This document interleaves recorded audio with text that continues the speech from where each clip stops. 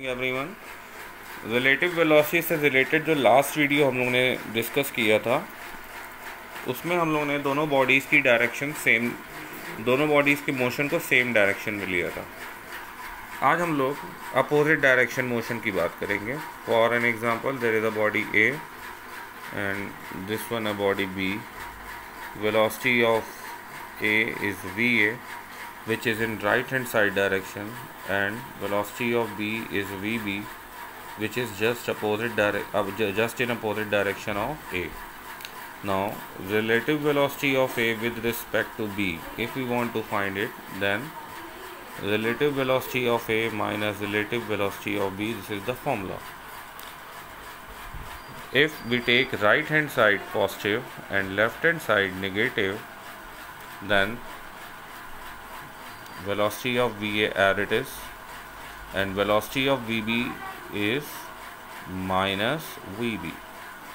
So finally we get VA vector plus VB vector. It means when two bodies move in opposite direction, then their relative velocities is equal to the sum of their velocities with respect to the ground.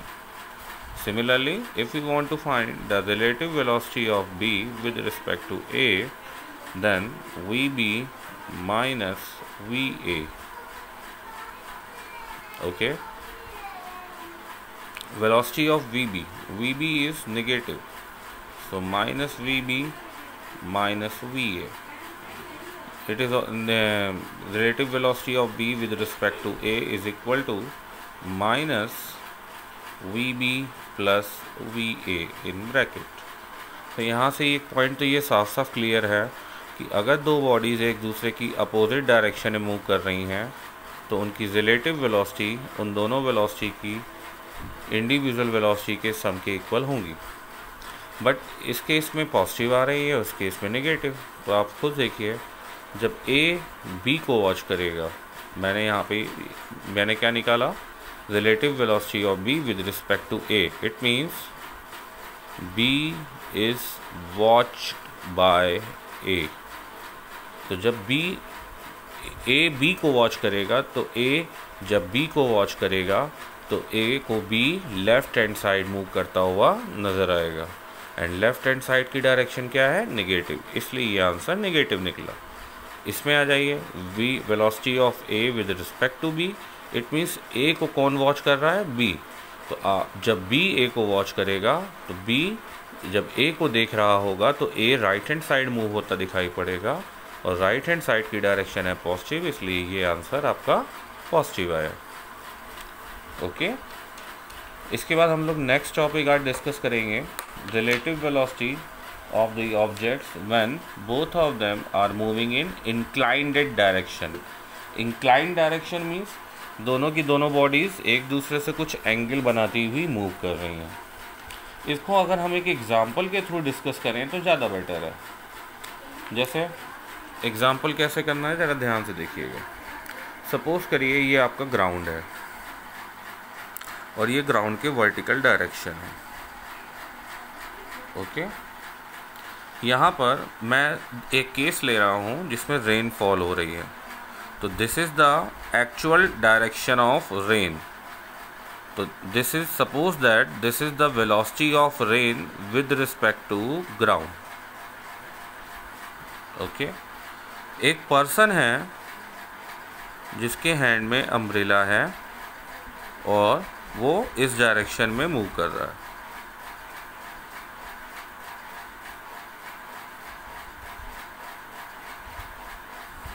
ठीक है, तो direction of man क्या हो गई, this. तो ये direction हो गई, ये वेलोसिटी हो गई velocity of man with respect to ground. तो अगर इस डायरेक्शन में मैन अगर रेस्ट में होता, अगर मैन हमारा रेस्ट में होता तो रेन से बचने के लिए उसे अम्ब्रेला ऐसे ही होल्ड करना होता। लेकिन अगर मैन मूव कर रहा है तो उसे रेन से बचने के लिए अम्ब्रेला को किस डायरेक्शन में बेंड करना होगा। तो यहाँ पर देखिए दोनों मोशन, रेन की डायरेक्शन देखिए और मैन की डायरेक्शन देखिए, दोनों की डायरेक्शन डिफरेंट है। तो इस केस में आपको बेसिकली क्या देखना है कि आपको यहाँ पे फाइंड करना है what is the velocity of rain with respect to man. It means rain man के टूवर्ड्स किस स्पीड से आएगी, किस वेलोसिटी से आएगी, और वेलोसिटी में डायरेक्शन और मैग्नीट्यूड दोनों होते हैं। तो यहाँ पे आपके सामने एक जर्नल बिहेवियर है। सपोज़ करिए आप अगर इस टाइप से अपने आप सेल्फ में कहीं मूव कर रहे हैं तो आपको अम्ब्रेला को इस टाइप में होल्ड करना होगा to protect yourself by the water. ठीक है, इट मीन्स आपको रेन इस डायरेक्शन में आती हुई फील होगी। जो फील होती है वही डायरेक्शन होती है आपकी resultant. This is the resultant vector of this and this. जो फाइनली फील होता है वो रिजल्टेंट है। तो इस पॉइंट पे हमारे 3 वेक्टर वर्क कर रहे हैं, 1, 2 एंड 3। बेसिकली 2 वेक्टर वर्क कर रहे थे और ये वेक्टर हमें फील हो रहा है, इट मीन्स रिजल्टेंट। तो आपने जब पैरेललोग्राम रूल को फॉलो किया था तो वहाँ पर आपने दोनों वेक्टर को एक ही पॉइंट पे, दोनों वेक्टर्स जो थे उनकी टेल एक ही पॉइंट पे थी। अब अगर आप इस पॉइंट को देखते हैं तो यहाँ पर इस वेक्टर की टेल, तो आप इस वेक्टर को आगे तक ले जाइए, ये ओके, और ये वेक्टर आपका ये था लेकिन रिजल्टेंट तो इस डायरेक्शन में जा रहा है। रिजल्टेंट हमेशा कहाँ होता है? 2 वेक्टर्स के बिटवीन होता है।